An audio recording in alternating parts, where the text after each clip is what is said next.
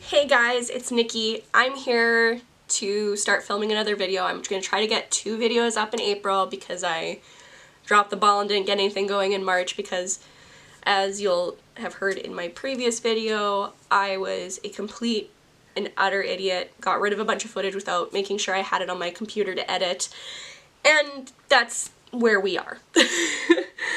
So this video is going to be kind of a review of a couple of books I've read, and if I feel like this reading experience goes well, I'm going to try to do it again another month, and it's same concept, different genre.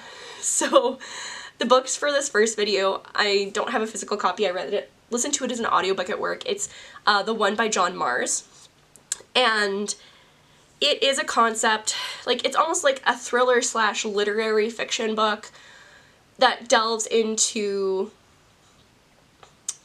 what if there was DNA evidence that could be linked to romantic and sexual chemistry.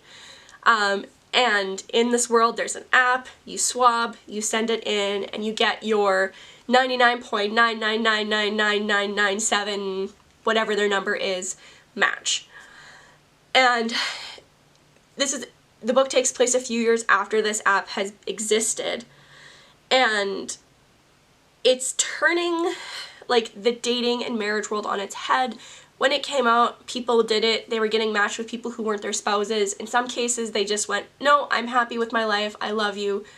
I'm gonna stay here. In other cases, the people went, I hate this. Or not I hate this, but, like, you're not the best thing for me. I'm leaving to go find my soulmate. And then it's kind of creating a two-tiered society, like these people who have matches, these people who don't, and then it boils down to, like, how is society kind of dealing with this?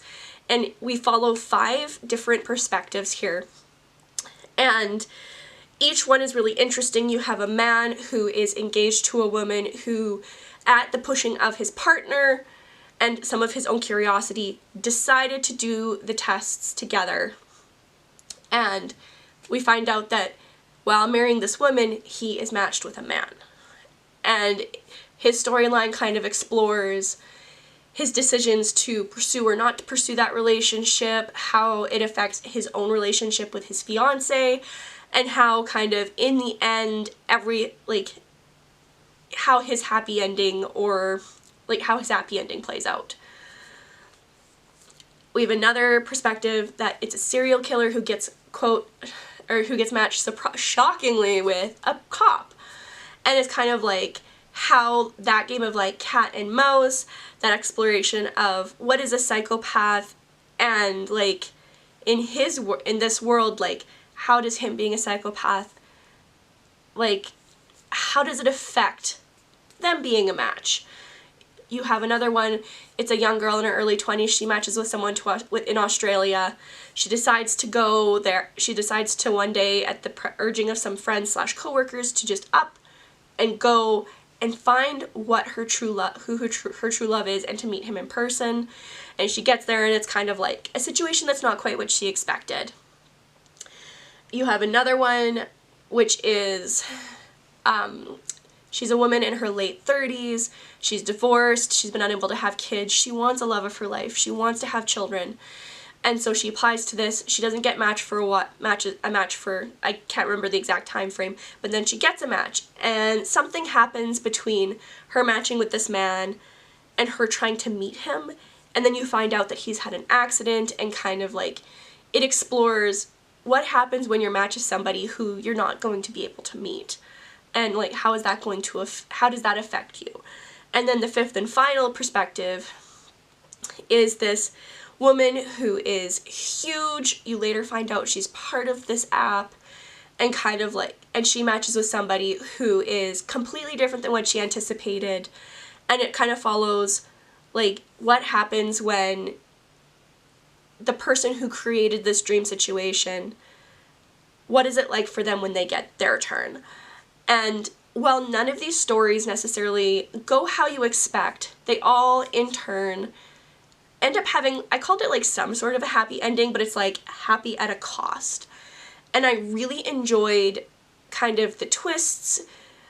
Nothing was super shocking, and some of the stories, the twist comes earlier, later, but all the stories are really about these people and how they're dealing with the consequences of having this test done, and exploring like love and grief and just relationships in general. It was very interesting. I gave it a 5 out of 5. I was hooked the whole time, even the parts that were hard to listen to, I loved. And I think John Mars has written another book. I want to try it, but I'm a little scared just because of how intense this story was. The second part of this video is going to be me reading The Soulmate Equation by Christina Lauren, this writing duo. Wrote this book a few years ago, I think. There's a sequel for it as well. And I'm excited to read this because it's going to be a completely different experience. Because you know there's going to be a happy ending, a guaranteed like happily ever after happy ending. There's nothing like a romance like this with an HDA to really contrast what I just read. So I'm excited to pick it up. I don't know if I'm going to pick it up right away. I have a couple other books I want to read. But I like the idea of just that there's this DNA genetic match for you, and I think this one gives you tiers of matches based on your DNA rather than just like a single perfect match. But I know in this situation they are considered like a perfect match. They're like the highest percentage match anybody's ever had on this app. And I'm excited because I started the sequel without realizing it was a sequel, and then realized I had to come back and read this first. And so with that, I will step out here, maybe give you a vlog clip if I am really enjoying it and kind of want to give you an idea of what's going on. I didn't do that with the first book because I didn't know what that book was about until I started reading it. But I will leave you here, and I will see you in the next clip, vlog clip or not, to give you my thoughts on the next book. Peace. Hey guys, I am here to discuss the second half of this video. You'll notice two things. I did not do any vlogging while I was reading this book because I crushed it out today. Well, I can't even really say that. I read the first half like Monday night. It's now Saturday and I just finished.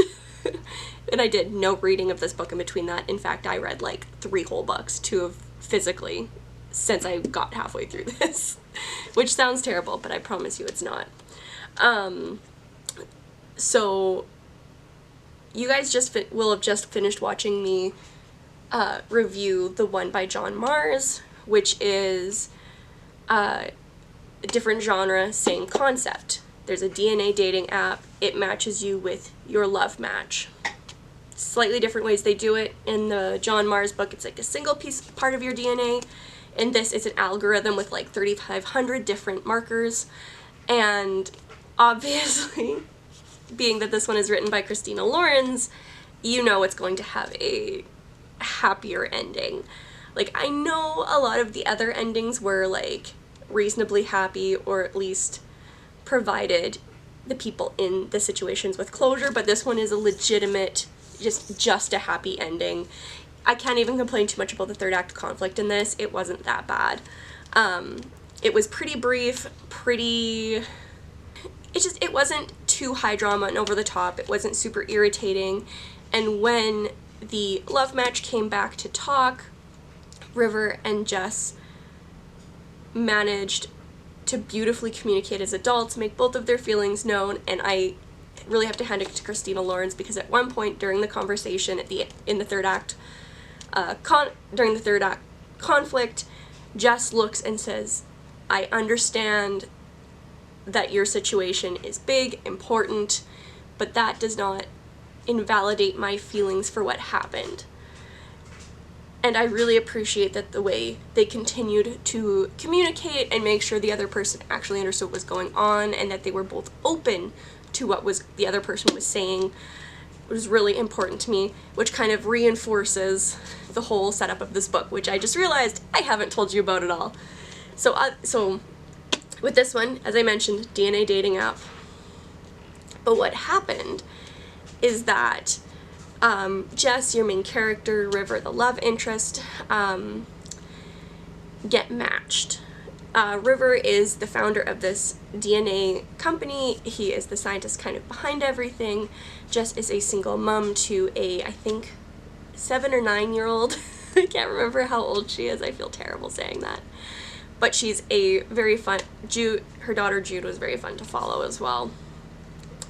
And Jess is a huge numbers nerd. She's a data analyst, I believe, with a specific, just a specific love for tracking trends through numbers, which is her kind of freelance job that she does to allow her to take care of her daughter and be available for her.